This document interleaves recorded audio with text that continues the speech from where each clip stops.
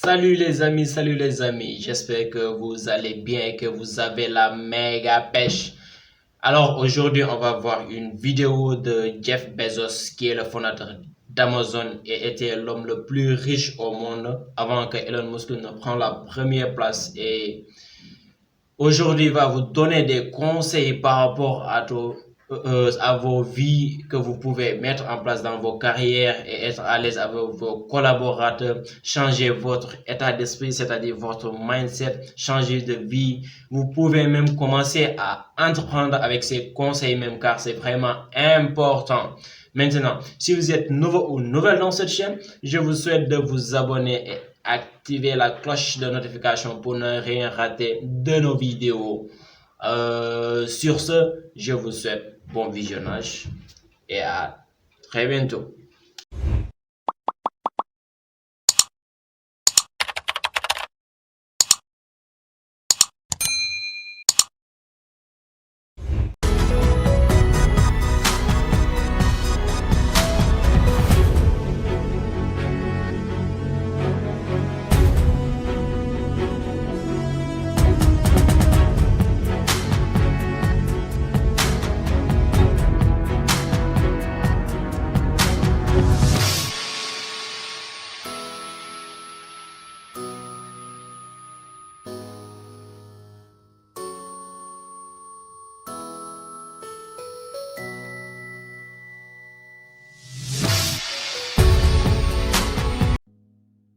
Vous découvrirez que vous avez des passions et qu'avoir une passion est un don.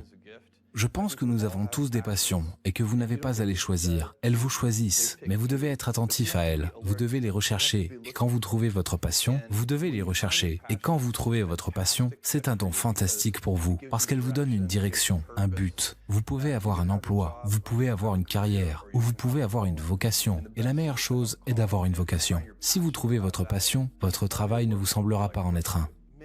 Beaucoup d'enfants et d'adultes découvrent au fil du temps leur passion.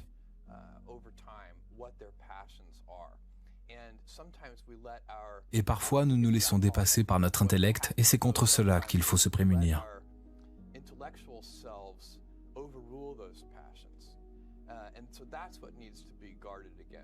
Mon travail, ou l'un de mes travaux en tant que dirigeant d'Amazon, consiste à encourager les gens à être audacieux.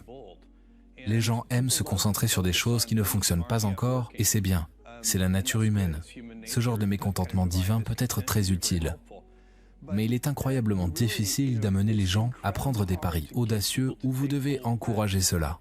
Et si vous prenez des paris audacieux, ce sont des expériences. Et si ce sont des expériences, vous ne savez pas à l'avance si elles vont fonctionner. Les expériences sont, par nature, sujettes à l'échec. Mais quelques grands succès composent des dizaines et des dizaines de choses qui n'ont pas fonctionné. Vous savez donc que les paris audacieux, AWS, Kindle, Amazon Prime, notre entreprise de vente à des tierces, sont des exemples de paris audacieux qui ont fonctionné et qui ont permis de financer de nombreuses expériences. J'ai fait des milliards de dollars d'échecs sur Amazon.com. Littéralement des milliards de dollars d'échecs. Et vous vous souvenez peut-être de Pets.com ou de Cosmo. Vous savez, aucune de ces choses n'est amusante. Mais elles n'ont pas d'importance non plus. Ce qui compte vraiment, c'est que les entreprises qui ne continuent pas à expérimenter, qui n'acceptent pas l'échec, finissent par se retrouver dans une situation désespérée, où la seule chose qu'elles ont, c'est de parier sur un « Je vous salue Marie » à la toute fin de leur existence.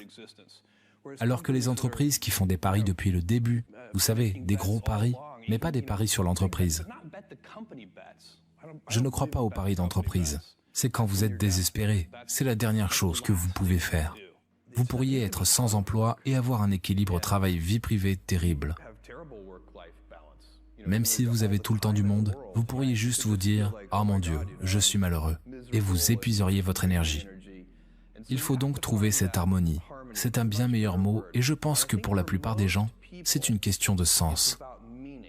Les gens veulent savoir qu'ils font quelque chose d'intéressant et d'utile et pour nous. À cause des défis que nous avons choisis pour nous-mêmes, Nous nous mettons au travail dans le futur et c'est super amusant de travailler dans le futur pour la bonne personne. Il faut être agile et robuste. Vous devez donc être capable de prendre un coup de poing et vous devez également être rapide et innovant et faire les choses à grande vitesse. C'est la meilleure défense contre l'avenir. Et vous devez toujours vous rapprocher de votre vision de l'avenir. Si vous vous en éloignez, l'avenir va gagner à chaque fois. Ne vous en éloignez pas. Nous avons tous des difficultés dans nos vies. Je doute que vous connaissiez vraiment quelqu'un, un ami ou quelqu'un à qui vous parlez et qui n'en est pas. L'adversité ne manque pas. Et d'ailleurs, c'est bien, parce que c'est ce qui nous apprend à remonter la pente. Vous tombez, vous vous relevez. Cela arrive toujours, et vous savez, vous avez certains dons dans la vie et vous voulez en profiter.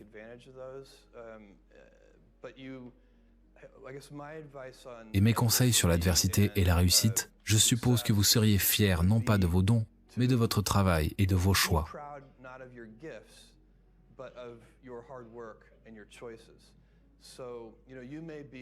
Vous êtes peut-être très doué en maths. C'est peut-être très facile pour vous. C'est une sorte de don. Mais pratiquer ces maths et passer à l'étape suivante pourrait être très difficile et demander beaucoup de sueur. C'est un choix. Vous ne pouvez pas vraiment être fier de vos dons, parce qu'ils vous ont été donnés. Vous pouvez être reconnaissant et reconnaissant pour eux. Mais vos choix, vous choisissez de travailler dur. Vous choisissez de faire des choses difficiles. Ce sont des choix dont vous pouvez être fier. Si vous voulez être un inventeur dans un monde si compliqué, vous devez être expert dans un domaine.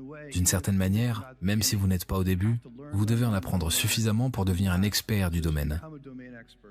Mais le danger est qu'une fois que vous êtes devenu un expert du domaine, vous pourriez être piégé par cette connaissance. Les inventeurs ont donc cette capacité paradoxale d'avoir ces 10 000 heures de pratique et d'être de véritables experts dans leur domaine, d'avoir cet esprit de débutant, d'avoir ce regard neuf, même s'ils en savent tellement sur le domaine. Et c'est la clé de l'invention.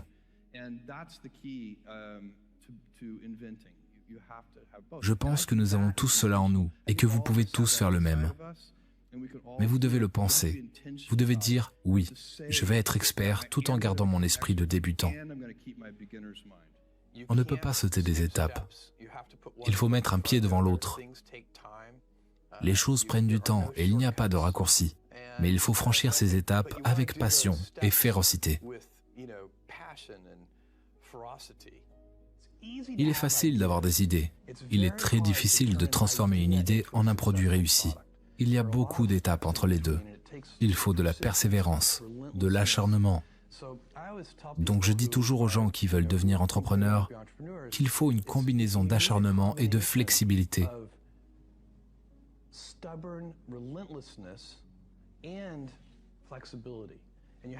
Et il faut être fondamentalement têtu sur sa vision parce que sinon, il sera trop facile d'abandonner. Vous devez être très flexible sur les détails. Parce qu'au fur et à mesure que vous poursuivrez votre vision, vous découvrirez que certaines de vos idées préconçues étaient fausses et vous devez être capable de changer ces choses. Je pense donc qu'amener une idée avec succès jusqu'au marché et la transformer en un vrai produit qui intéresse les gens et qui améliore réellement leur vie est un travail difficile. N'essayez pas de poursuivre ce qui est une sorte de passion brûlante du jour. Je pense que nous l'avons vu. Je pense que vous le voyez partout dans différents contextes. Je pense que nous l'avons vu dans le monde de l'Internet et vous savez que c'est une sorte de manie.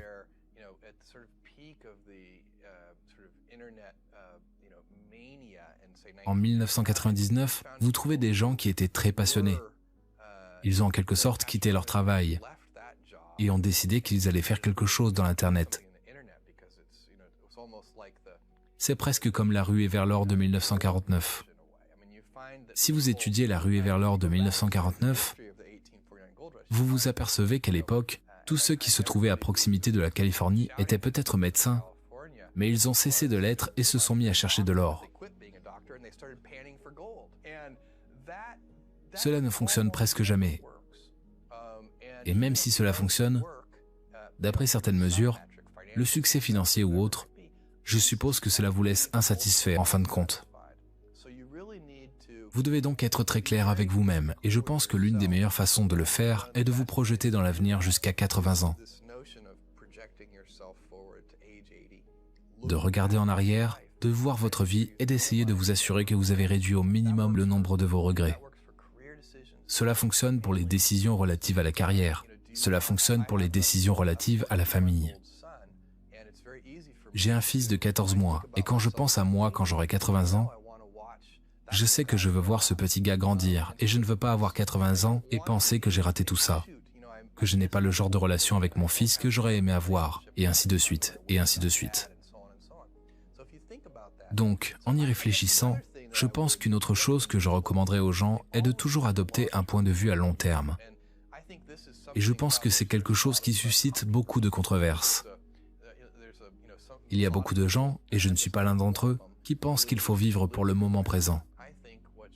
Je pense que ce que vous faites, c'est que vous pensez au temps qui vous reste et vous essayez de vous assurer que vous planifiez cela d'une manière qui vous satisfera en fin de compte. C'est comme ça que ça marche pour moi, et chacun doit trouver cela pour lui-même.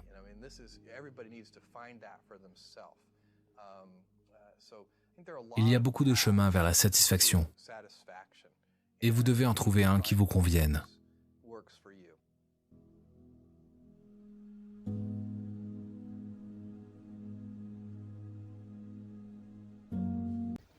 J'espère que vous avez appris énormément de choses car vous ne pouvez pas regarder des vidéos sans y prendre quelque chose et l'installer dans votre vie. Car nous ici, on ne badine pas. Ici, on parle toujours d'entrepreneuriat, de motivation, de réussite et d'échec. Maintenant, si vous voulez changer votre vie, je vous invite à venir dans cette chaîne, vous abonner et activer la cloche de notification pour ne rien rater de nos vidéos. Ensemble, nous ferons changer la communauté et changer les mentalités des personnes. Car c'est très important. Apprenez quelque chose des vidéos que nous faisons. Vous voyez? Alors, vous pouvez partager avec moi vos avis sur les commentaires afin que je puisse bien comprendre aussi vos besoins, afin qu'on puisse aussi partager vos besoins aussi et d'éclaircir afin que tout le monde puisse comprendre aussi. Et je vous dis aussi de ne pas oublier de vous abonner et activer la cloche de notification. Et sur ce, je vous souhaite à très bientôt dans une nouvelle vidéo et d'ici là, prenez soin de vous.